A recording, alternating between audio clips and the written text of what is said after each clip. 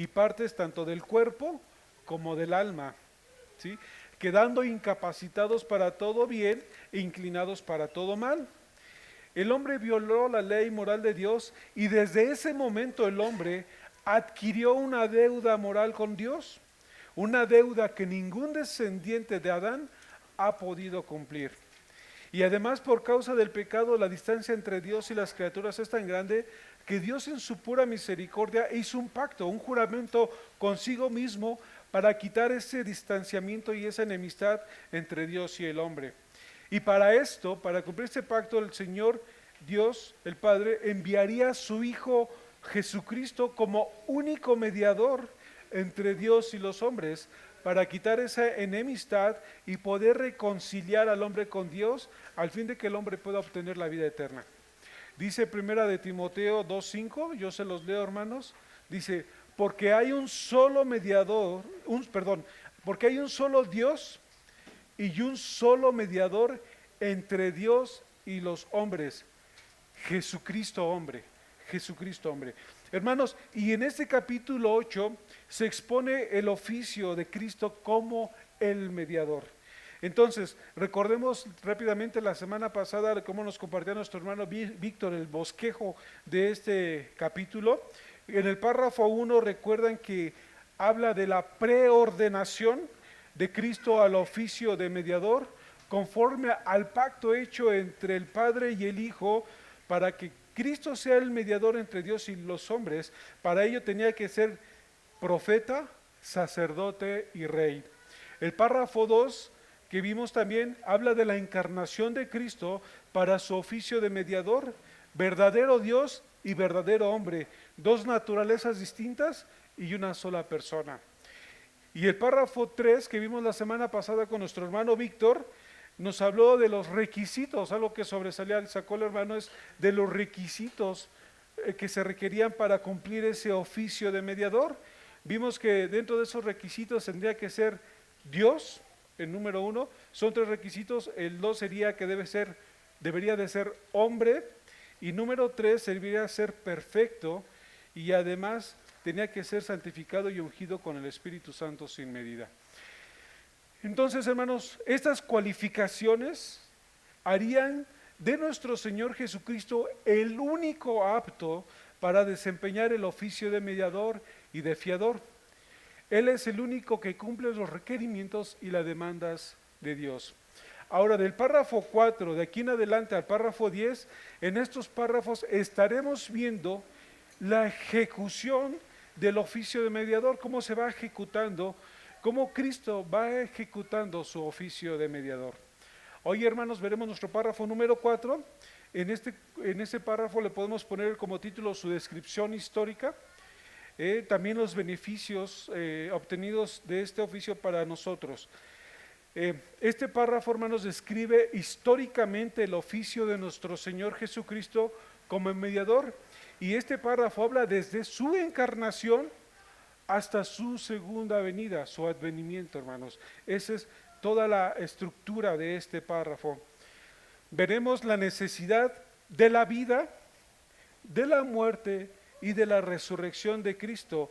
Todo esto contribuye a la salvación de los perdidos, lo que Cristo hizo por su pueblo. Vamos a ver los beneficios que Cristo obtiene para su pueblo. Jesús vino a vivir una vida que ninguno de nosotros podía vivir, morir una muerte que ninguno podía sufrir y resucitar de los muertos para conquistar el pecado y la muerte. Entonces se necesitó de la vida, de la muerte y de la resurrección de Cristo como mediador. ¿Qué significa esto, hermanos? Que se requería de Jesucristo hombre, la humanidad de Cristo, y es lo que este párrafo nos enseña. Quiero leerles en la parte de atrás de sus hojas, hermanos, hay un párrafo en la parte de abajo que se llama el Credo Niceo. También es similar al Credo de los Apóstoles. Me gustó este que está un poquito más sustancioso. Y dice así, antes de introducirnos a nuestro párrafo, dice así: creo en un solo Señor Jesucristo, Hijo unigénito de Dios, engendrado del Padre antes de todos los siglos, Dios de Dios, luz de luz, verdadero Dios de Dios verdadero, engendrado, no hecho, consustancial con el Padre, por el cual todas las cosas fueron hechas, el cual por amor a nosotros y por nuestra salud, descendió del cielo y tomando nuestra carne de la Virgen María por el Espíritu Santo, fue hecho hombre y fue crucificado por nosotros bajo el poder de Poncio Pilato. Padeció y fue sepultado y al tercer día resucitó según las Escrituras, subió a los cielos y está sentado a la diestra de Dios Padre y vendrá otra vez con gloria a juzgar a los vivos y a los muertos y su reino no tendrá fin. Entonces eso es prácticamente la esencia de este capítulo, hermanos, de este párrafo, perdón, eso es lo que condensa. Ahora, hermanos, esto es con la intención de recordar y traer a nuestra mente, hermanos, que el objetivo de los estudios de la confesión de fe es lo que nosotros creemos y que abrazamos, hermanos, así como Iglesia Bautista Reformada que somos, son cosas que debemos de creer y que debemos de abrazar y que debemos de pelear por ellos, hermanos. Ahora, hermanos, nuestro párrafo de hoy está muy condensado, o sea, es el Evangelio, pero compactado, hermanos, está muy sustancioso. Para un estudio así tan sencillo, hermanos, es imposible. Lo vamos a hacer prácticamente así de corridito, hermanos, para cumplirlo. Pero son cosas que ya conocemos de antemano, ¿no? Entonces, el objetivo también del párrafo es mostrarnos cuáles son los beneficios. Cristo como mediador, ¿qué beneficios obtuvo para su pueblo, para su iglesia? Ese es el enfoque, hermanos. No es tanto exponer la doctrina de la resurrección o todas las doctrinas, no es la idea del párrafo, no, simplemente es que podamos ver con la idea de que son los beneficios que Cristo obtuvo para su iglesia. Entonces, si recuerdan lo que nuestro hermano Víctor dijo, que se necesitaba de uno de los requisitos que tenía que ser hombre. Ahora, quiero que leamos nuestro párrafo de esta tarde, hermanos, es el párrafo número 4, dice: el Señor Jesús asumió de muy buena voluntad este oficio y para desempeñarlo nació bajo la ley, la cumplió perfectamente y sufrió el castigo que nos correspondía a nosotros, el cual deberíamos haber llevado y sufrido, siendo hecho pecado y maldición por nosotros, soportando las más terribles aflicciones en su alma y los más dolorosos sufrimientos en su cuerpo. Fue crucificado y murió, y permaneció en el estado de los muertos, aunque sin ver corrupción. Al tercer día resucitó de entre los muertos con el mismo cuerpo en que sufrió, con el cual también ascendió al cielo, y allí está sentado a la diestra de Dios, a la diestra de su Padre intercediendo, y regresará para juzgar a los hombres y a los ángeles al final del mundo. Nuestro bosquejo es el que tenemos ahí, hermanos. Ahí tenemos en las hojas que les dimos, ese sería nuestro bosquejo. Primeramente son 3 puntos, lo fraccionamos en 3 puntos. Primeramente, por eso la confesión la pusimos en 3 colores. Su disposición, su humillación, y dentro de la humillación vamos a ver 2 incisos que habla de la encarnación y su sufrimiento.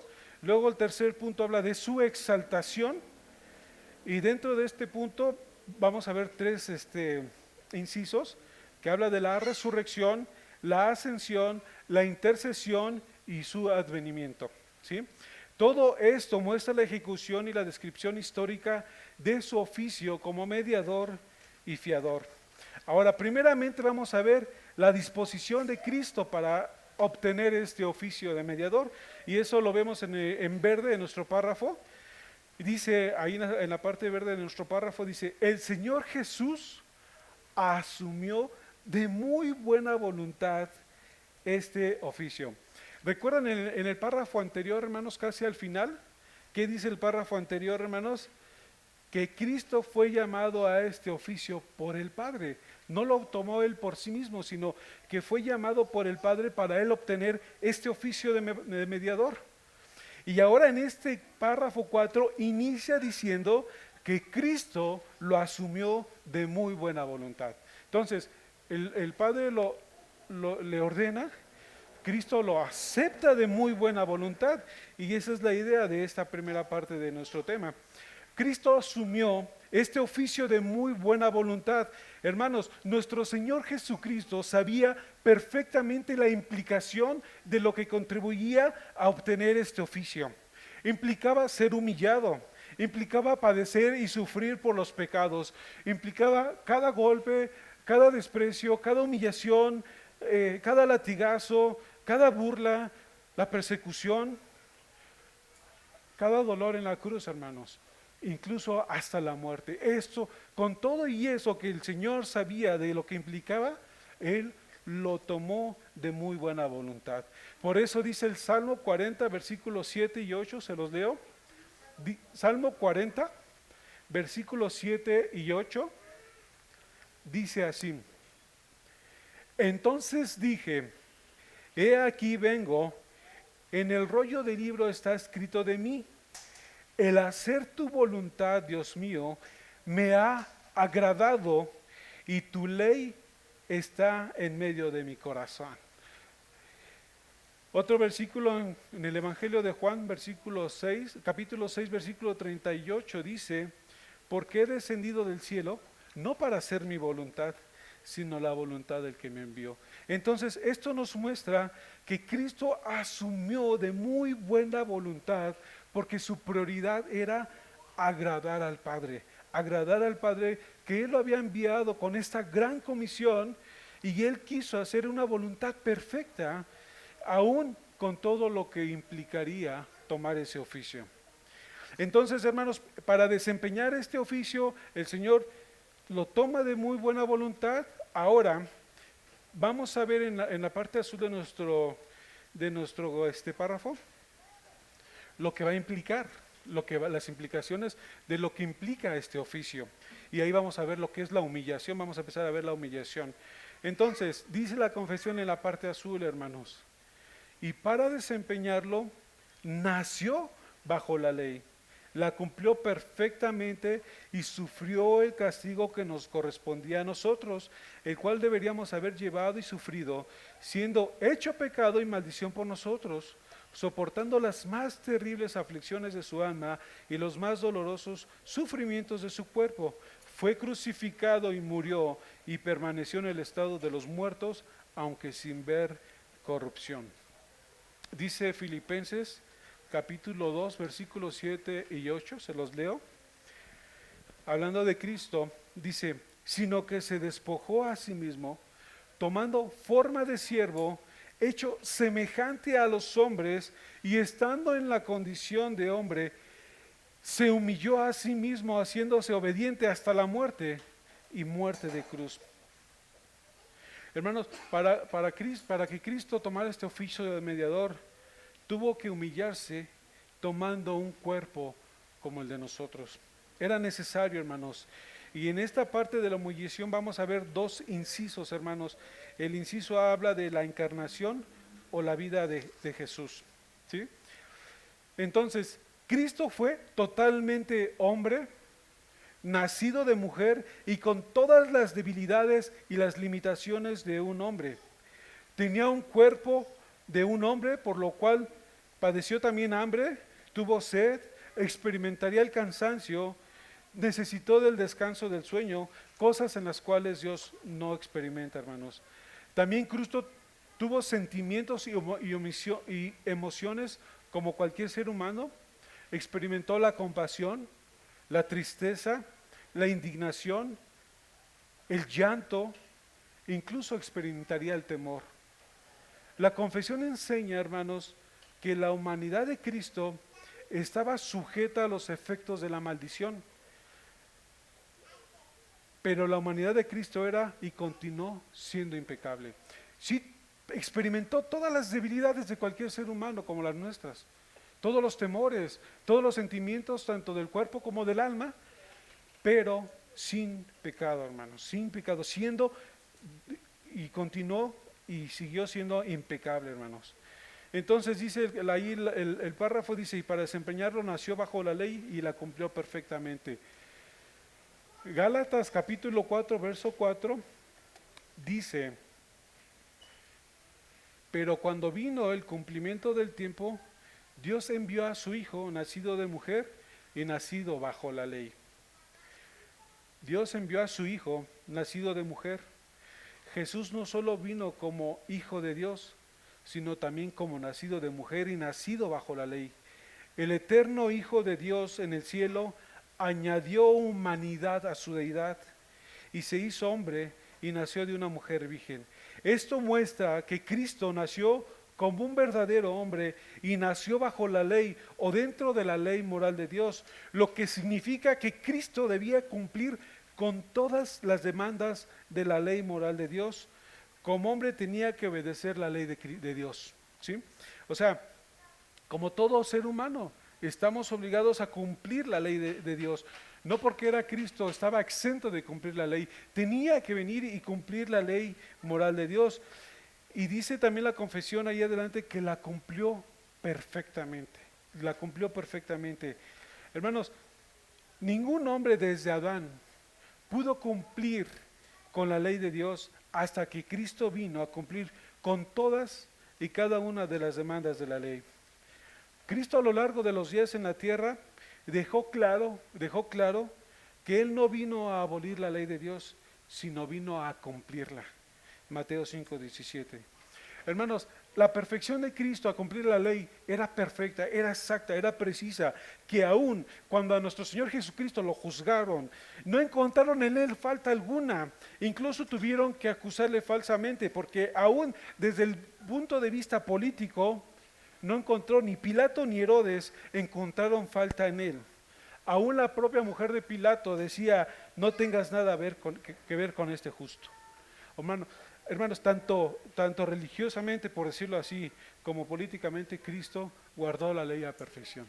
Fue obediente en todo en cuanto a la ley. Jesucristo fue el único en santidad, único en santidad. Por eso nuestro Señor Jesucristo preguntaba esto en Juan 8:46. ¿Quién de vosotros me redarguye de pecado? Hermanos, Cristo fue perfecto.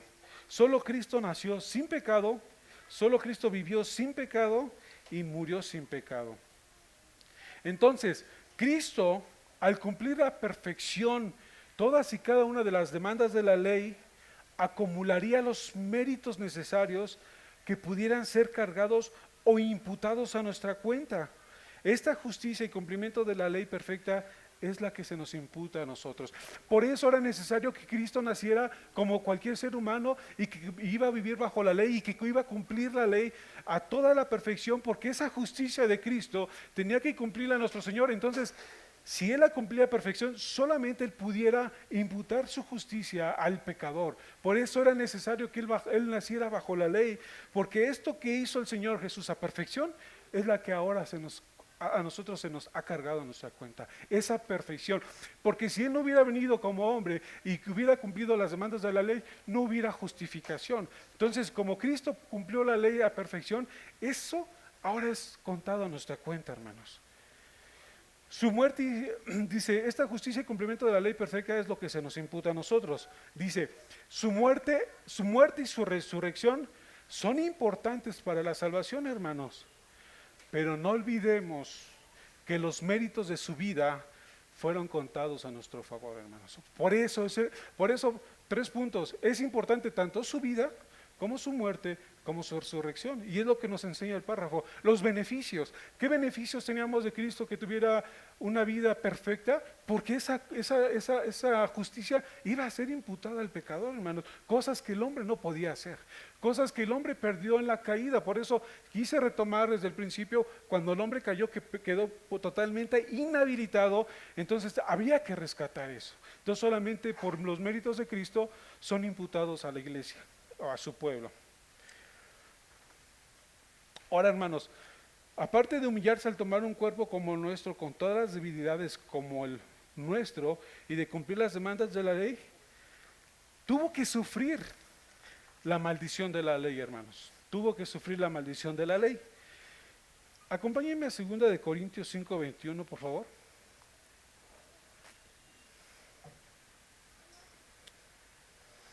Se los leo si gustan, hermanos. 2 Corintios, capítulo 5, versículo 21. Para introducirnos en esta parte, hermanos, dice: Y ahorita vamos a ver nuestro inciso B, que es su sufrimiento, su muerte. Dice nuestro texto, al que no conoció pecado, porque era perfecto, no hubo pecado en él, por nosotros lo hizo pecado para que nosotros fuésemos hechos justicia de Dios en él. Entonces, aparte de su justicia perfecta es imputada, pero ahora él tenía que padecer en su cuerpo todas las maldiciones de la ley, el castigo de la ley, hermanos. Entonces, por nosotros se hizo pecado para poder pagar por los pecados del hombre. Dice la confesión, en la parte azul, en la parte última, hermanos, dice, soportando las más terribles aflicciones en su alma y los más dolorosos sufrimientos en su cuerpo, fue crucificado y murió, y permaneció en el estado de los muertos, aunque sin ver corrupción. Hermanos, hay una realidad aquí en la ley de Dios, que el pecado nunca va a ser perdonado al menos que alguien pague por él. Por eso dice Hebreos 9:22, casi todo es purificado según la ley con sangre, y sin derramamiento de sangre no se hace remisión de pecados, hermanos. O sea, si no hay derramamiento de sangre, no va a haber remisión, no va a haber perdón de los pecados. Entonces tenía que haber sangre de por medio para que el hombre no nomás fuera justificado, sino que fuera perdonado, y tenía que haber sangre de por medio, hermanos. Tenía que haber alguien que pagara por esa deuda acumulada que el hombre ha acarreado desde la caída, hermanos. ¿Quién iba a pagar por toda esa magnitud de maldad a lo largo de la humanidad de cada ser humano, hermanos? Tenía que haber sangre de por medio. Hermanos, si Cristo no hubiera venido en carne, la justicia de Dios hubiese quedado sin ser satisfecha. De manera que Dios Padre o condenaba a toda la humanidad a ir al infierno, o enviaba a su Hijo para que cumpliera la ley, y habiéndola cumplido, fuera a morir en la cruz en lugar del pecador. Tenía que cumplir la ley para que fuera el sacrificio perfecto.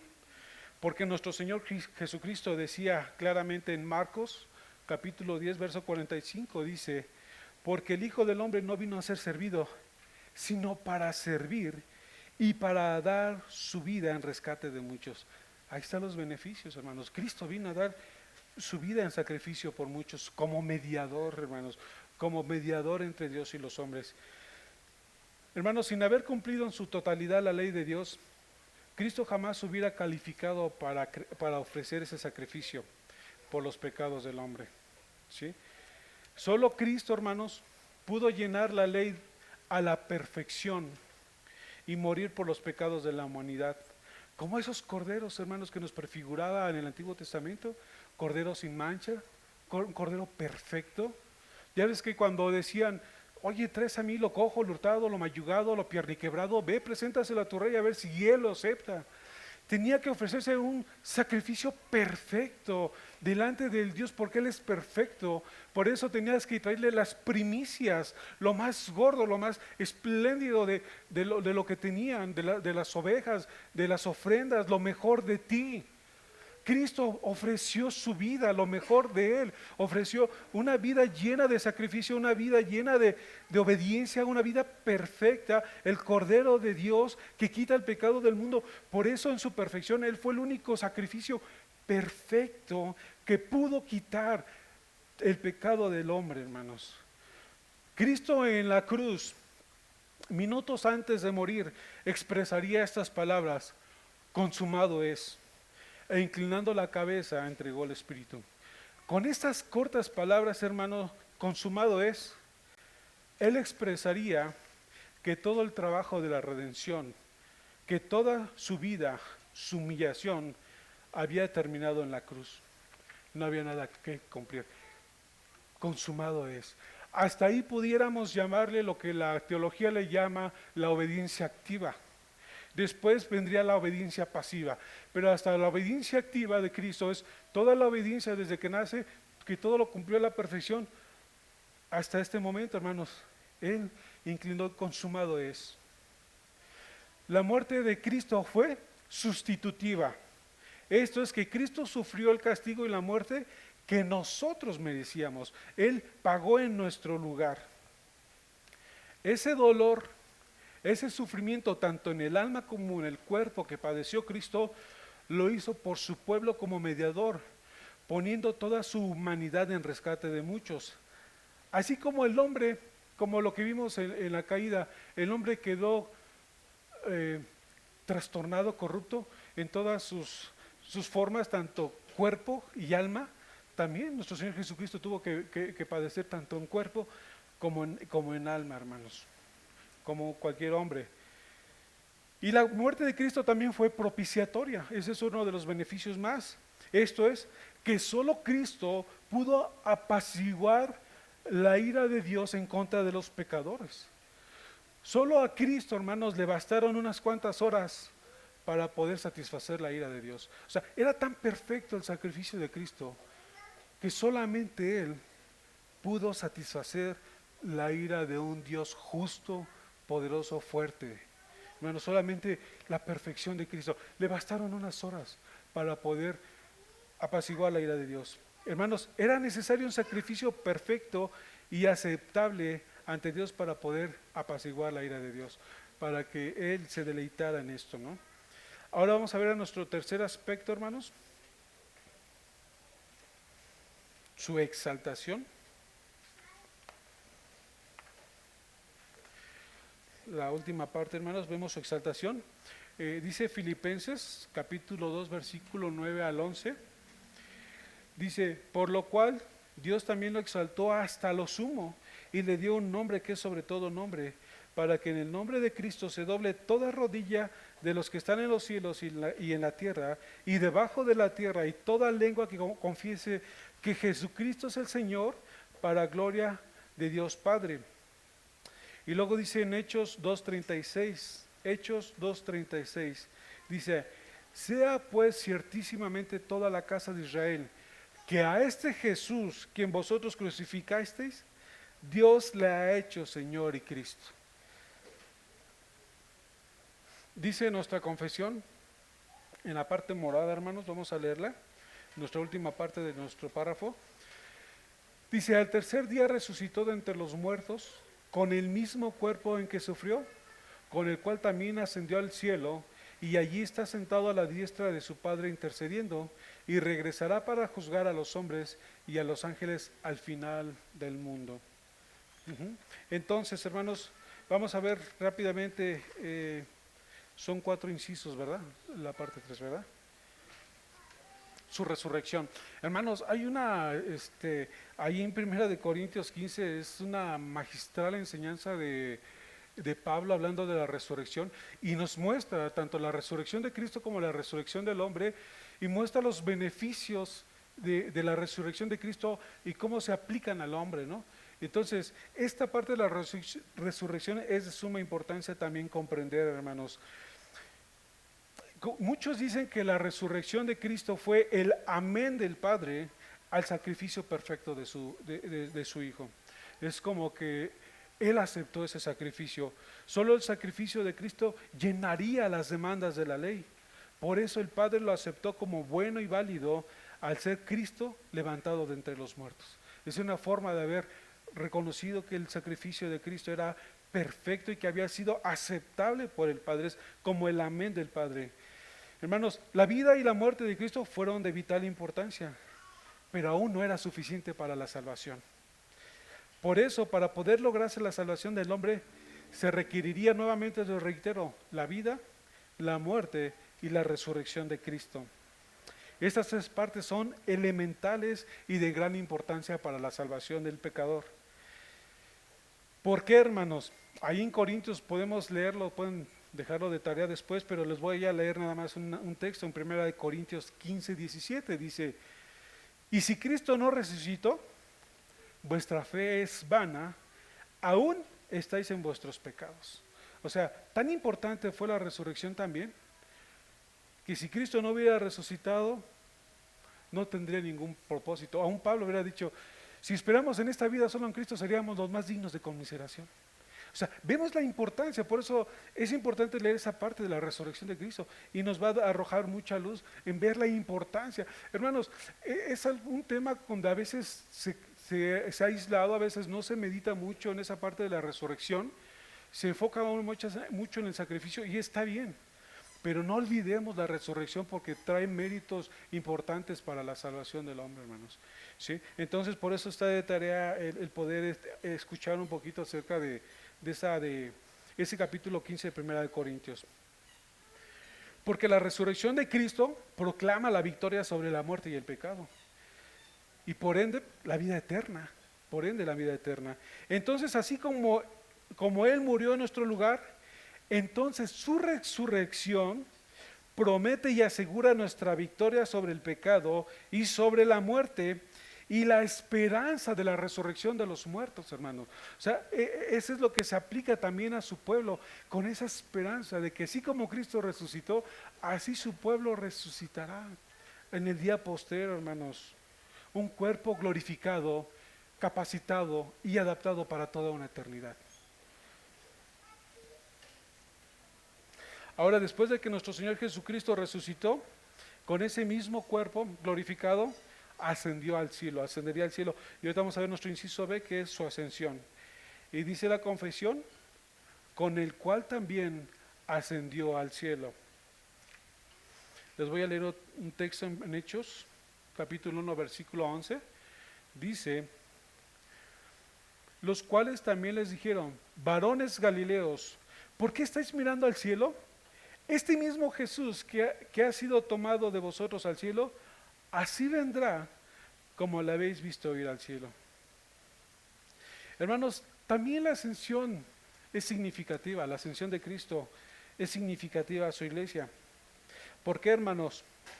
Porque esto implica la exaltación de Cristo como príncipe y salvador. También muestra el marco final de la presencia física de Jesús en la tierra. También su ascensión demostraría la victoria sobre la muerte y mostró su divinidad.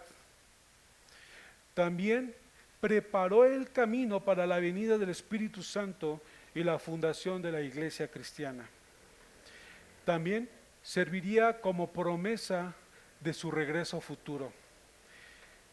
Esa esperanza que todo cristiano aún alberga hoy en día, la esperanza de su segundo advenimiento, hermanos. Entonces, por eso le decía, este texto que les leí de Hechos 1, dice, así como lo vieron, así Él regresará. Y desde entonces, esa ha sido la esperanza de todo creyente, hermanos, de todo cristiano. Su ascensión sirvió como promesa de su regreso futuro. Juan 16:7 dice, pero yo os digo la verdad, os conviene que yo me vaya, porque si no me fuese, el Consolador no vendría a vosotros, mas si me fuere, os lo enviaré. También, hermanos, recordemos, en la casa de mi Padre hay muchas moradas, voy pues a preparar lugar para vosotros. Hermanos, hay una esperanza también en que Él haya ido al cielo, es una esperanza de que hay algo preparado para su iglesia, de que se está preparando cosas mejores para su iglesia. Entonces, ¿cómo esto va formulando todo ese camino de redención, hermanos? Y todo esto, hermanos, su ascensión mostraría sobre todo su exaltación de Cristo como el Rey de Gloria y el inicio de su ministerio como sumo sacerdote a favor de su pueblo. Tomaría ese lugar ahora de Rey y de gran sumo sacerdote. Reviste a Cristo con una nueva gloria como cabeza de su iglesia. Por eso dice el Salmo 24:7, alzad, oh puertas, vuestras cabezas, y alzaos vosotras puertas eternas, y entrará el Rey de Gloria. Imagínate en esa adoración celestial, hermanos, cuando Cristo ascendió al cielo, el recibimiento en la adoración celestial, hermanos. Te puedes imaginar la magnitud cuando llegó a aquel cuerpo que había sido crucificado, cuando sus manos habían sido perforadas, y que sube el Rey de Gloria, alzado puertas vuestras cabezas y alzados vosotras puertas eternas, y entrará el Rey de Gloria. Entrará el Rey y empieza su trabajo, su función y su oficio de Rey de Reyes y Señor de Señores, hermanos. Esa es la esperanza que el creyente alberga todavía. Fue recibido arriba en gloria y Cristo es exaltado en los lugares celestiales y ha tomado su reinado eterno. Ahora vamos a nuestro inciso C, hermanos. Ahora vemos a Cristo como intercesor. Dice la confesión y allí está sentado a la diestra de su Padre intercediendo. Aquí sigue nuestro Señor Jesucristo trabajando en su oficio como mediador. Está cuidando de su iglesia, está al pendiente de su iglesia, está como mediador intercediendo por su pueblo, intercediendo al Padre por su iglesia, cumpliendo ese oficio de gran sumo sacerdote que solamente él pudo entrar a la presencia del Padre para poder interceder o ser el medio para que la iglesia pueda tener acceso con el Padre. Por eso dice Romanos 8:34, ¿quién es el que condenará? Cristo es el que murió, más aún el que también resucitó, el que además está a la diestra de Dios, el que también intercede por nosotros. Hermanos, ¿se han preguntado por qué, gracias a Él, estás de pie? ¿Estás en el camino? Digo, ¿cuántas veces nos hemos deslizado, hermanos? ¿Cuántas veces te has deslizado? ¿Cuántas veces estás a punto de la apostasía? ¿Cuántas veces estás al punto del abandono y abandonar la fe creyente?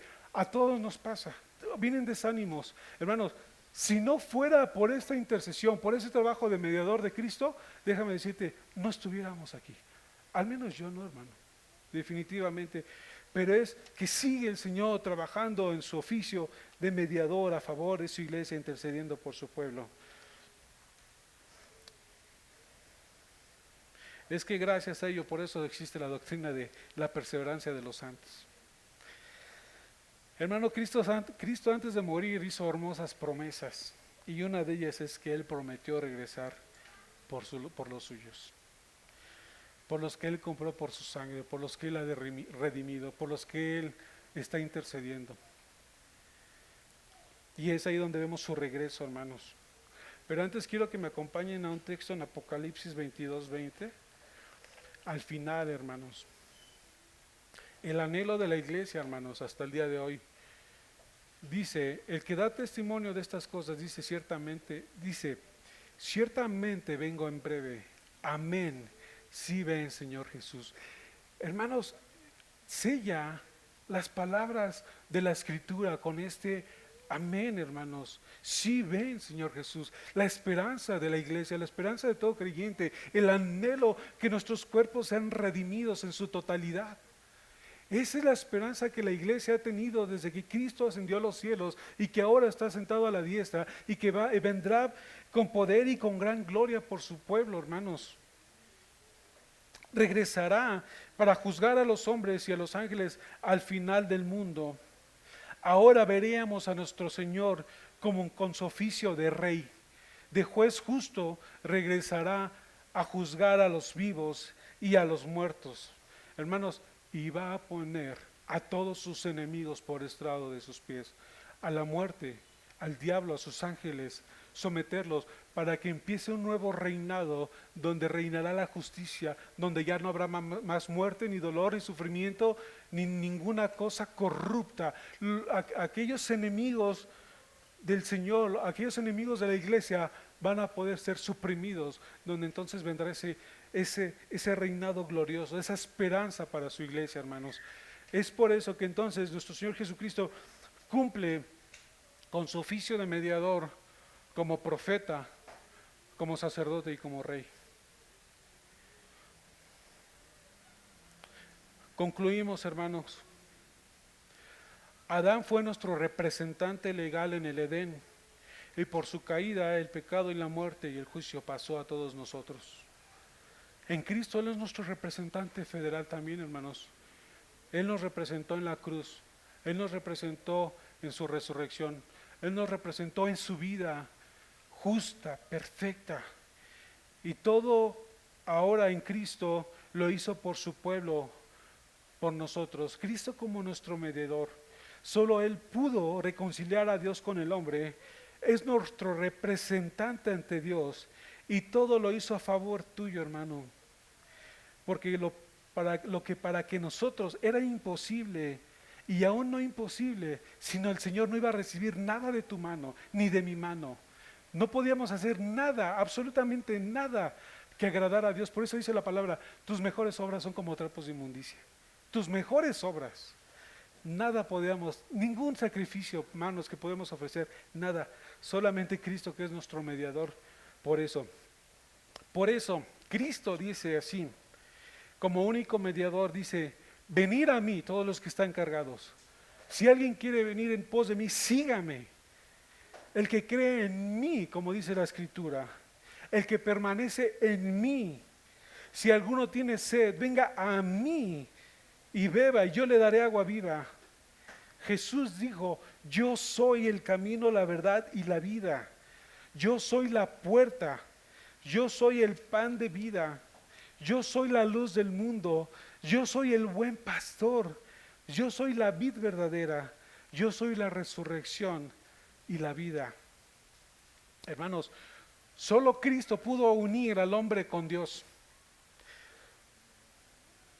Solamente Cristo llevó al hombre de las tinieblas a su luz admirable. Solo Cristo llevó de la esclavitud del pecado a la libertad. Solo Cristo pudimos ser adoptados para ser hijos del Padre. Y solo Él nos lleva de muerte a vida. Cristo no solo enseñó la verdad, Él es la verdad. Él no solo enseñó el camino, Él es el camino al Padre. Y no solo Él dio vida, Él es la vida, hermanos. Es el único mediador, hermanos. Y que esto, hermanos, nos anime mucho a seguir meditando, ¿no?, en el Evangelio, gloria de Cristo. Está muy sustancioso este párrafo, hermanos. Para un estudio pues se necesita más que eso, pero el objetivo es eso, ¿no?, de ver a Cristo como nuestro mediador. Terminamos, hermanos. ¿Alguien tiene algunas preguntas? ¿No? Bueno, pues vamos a dar gracias. Señor, te damos muchas gracias, Padre, por Cristo, nuestro mediador, Señor. Qué mayor gloria, Padre, el ver todos los beneficios obtenidos por Cristo para nosotros, Señor, indignos. Oh Padre, ¿de qué nos hemos de jactar nosotros, Señor? ¿Qué tenemos que te podamos dar, Señor?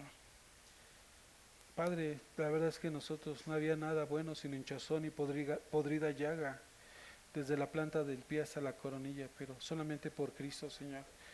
Podemos ahora albergar, Señor, esa esperanza, Señor, de vida eterna, Señor, de ser glorificado, Señor, y ser como tu Hijo, Señor. Oh Padre, gracias, Señor, y que nos sigas animando, Señor, a mirar más a nuestro Salvador y a conocer más de estas doctrinas, Señor. Gracias por este día, gracias por tu bendición, gracias por esta iglesia, gracias por mis hermanos, porque en cada uno de ellos se ve la obra que tú has hecho, y síguelos animando y sigue, por favor, intercediendo por nosotros, Señor. Te damos gracias en el nombre de Jesús. Amén.